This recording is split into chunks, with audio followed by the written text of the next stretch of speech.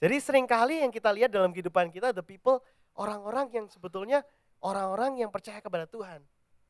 Tapi mereka karena mereka mempunyai masalah, mereka mungkin pernah dikecewakan Tuhan. Mungkin mereka mempunyai saudara yang sakit. Mungkin mereka minta disembuhkan sama Tuhan Yesus. Mungkin mereka mendengar kata-kata orang lain menjelek-jelekan Tuhan Yesus. Dan mereka percaya. Karena mereka tidak percaya pada Tuhan Yesus, maka mereka mengatakan, dia bisa memelihara orang buta, kenapa nggak bisa membangkitkan yang mati?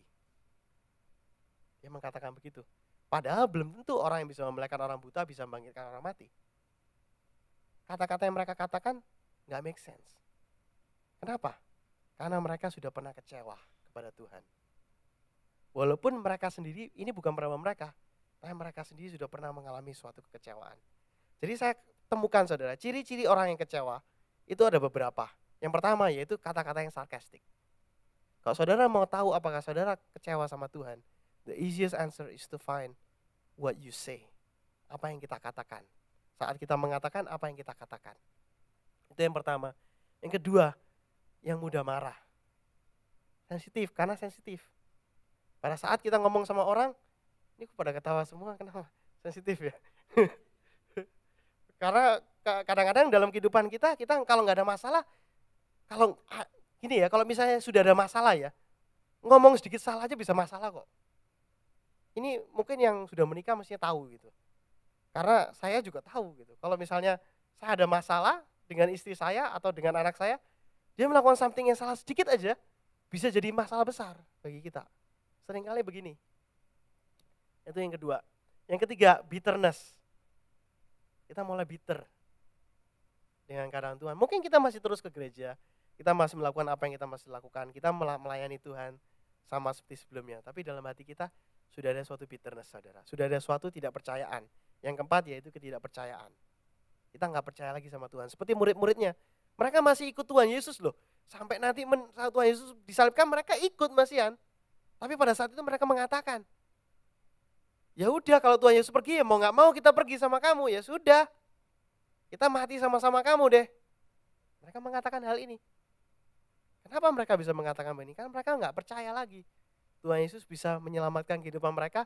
Mereka nggak percaya lagi Tuhan masih in control. Mereka nggak percaya lagi bahwa kalau Tuhan mengatakan kalau kita pergi ada kemuliaan yang kita bisa lihat. Mereka nggak percaya, saudara. Itu yang kelima, negatif. Mereka mulai mengatakan hal-hal yang negatif. Yang keenam, itu self pity, mulai memikirkan diri sendiri. Self pity bahasa Indonesianya? Mengasihani diri sendiri, ya.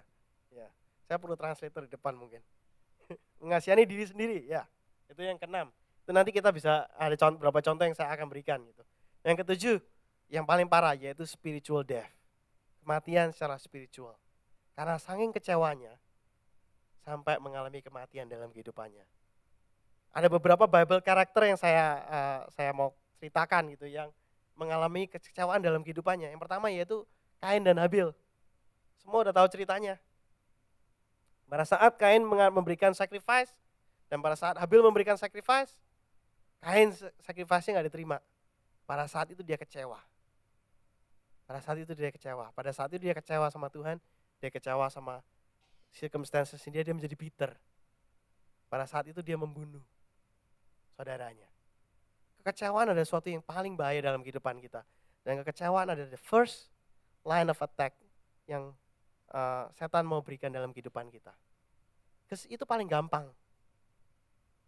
Yang kedua, remember the story of the two brothers?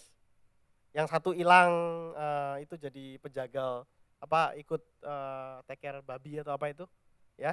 Yang the two brothers, yang anak yang hilang, yang big brothernya pada saat adiknya kembali, setelah dia lost, dia kembali dan ayahnya melakukan suatu perayaan besar. Kakaknya mengatakan, kenapa kamu melakukan suatu perayaan besar bagi adik yang hilang? Dia kecewa sama papanya. Dia iri hati sama papanya, dia kecewa dalam kehidupannya.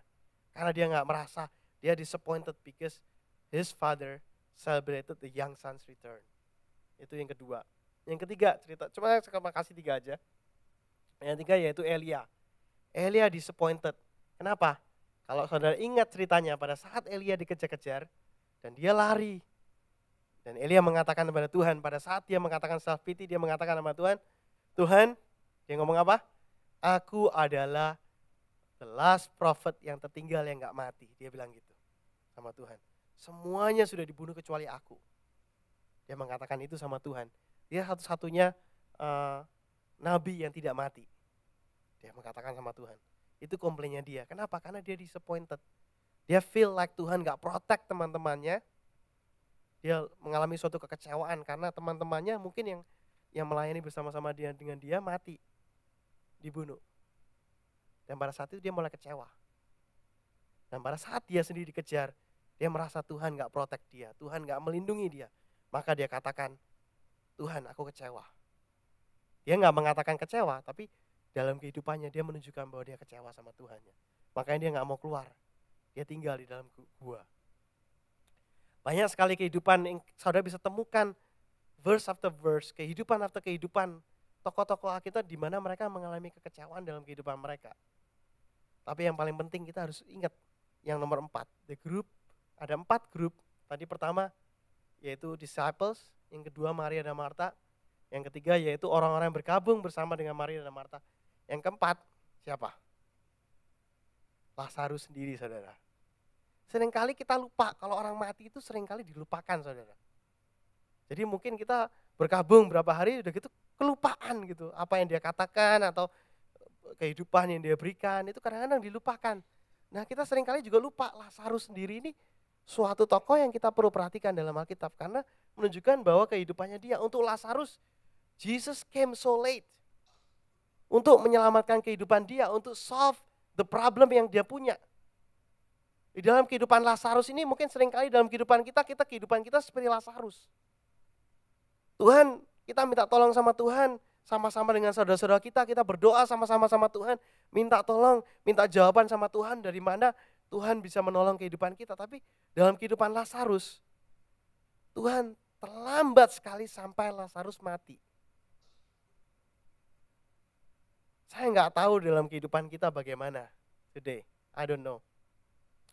Tapi yang pasti, pada saat Lazarus mengatakan, mungkin dia sudah berdoa begitu lama, dia begitu hard mencari jawaban, tapi pertolongan Tuhan itu nggak kunjung datang, sehingga dia mulai kehilangan kepercayaan dia, kehilangan pengharapan dia,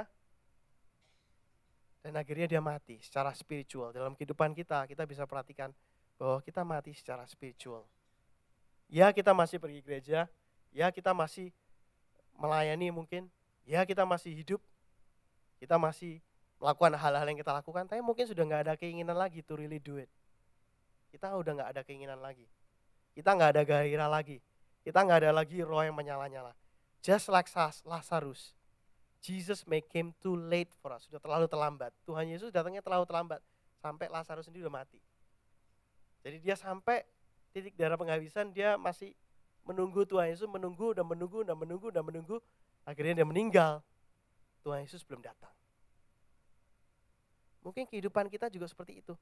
Problem kita begitu besar, begitu parah, begitu perlu pertolongan kita, sampai sepertinya kita itu sudah habis kekuatan kita, sampai kita sudah habis. Sampai kita spiritually dead.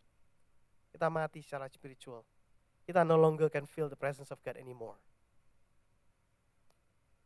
But the word this morning mengatakan Tuhan Yesus masih bisa membangkitkan orang mati. Ayat 43 mengatakan, Lazarus, marilah keluar. It's very interesting, kata-kata Tuhan Yesus cuma satu. Lazarus, marilah keluar. Tuhan Yesus nggak mengatakan hal-hal lain. Tuhan Yesus nggak mengatakan instruksi lebih panjang. Tuhan Yesus hanya mengatakan, Lazarus, marilah keluar. Very interesting kata-kata Tuhan Yesus. Karena satu hal yang kita bisa belajar dari Tuhan Yesus yaitu dia mengatakan marilah keluar. Seringkali dalam kehidupan kita pada saat kita mengalami kehidupan di mana kita sepertinya mengalami spiritual death. Kita lupa bahwa kita masih bisa datang ke dalam kehidupan Tuhan. Kita lupa kita masih bisa datang ke dalam hadirat Tuhan. Kita lupa kita masih bisa meminta Tuhan untuk restore our lives. Dan pada saat itu Tuhan mengatakan marilah keluar. All Jesus asked, Tuhan Yesus nggak mengatakan hal-hal lain. Tuhan Yesus mengatakan keluar. That's it.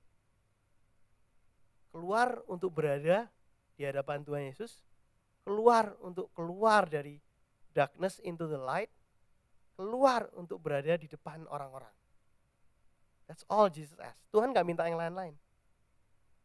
Perhatikan, dia cuma mengatakan Lazarus marilah keluar. Gak banyak-banyak. Kalau mungkin kita bilang oke, bangkit dari mati atau apa segala, dia gak ngomong. Tuhan Yesus gak even treat seakan-akan Lazarus sedang mati.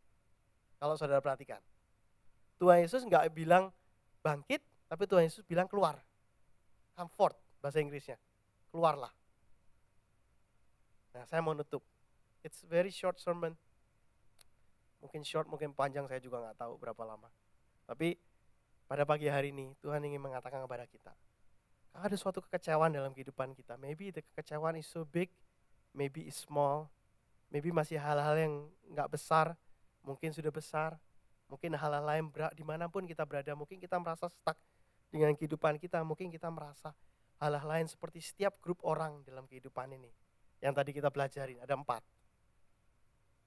Tapi the message is very important today, is that jangan sampai kita ada kekecewaan dalam kehidupan kita. Karena Tuhan kita adalah Tuhan yang bisa merubah kehidupan kita. Yuk kita mau berdoa.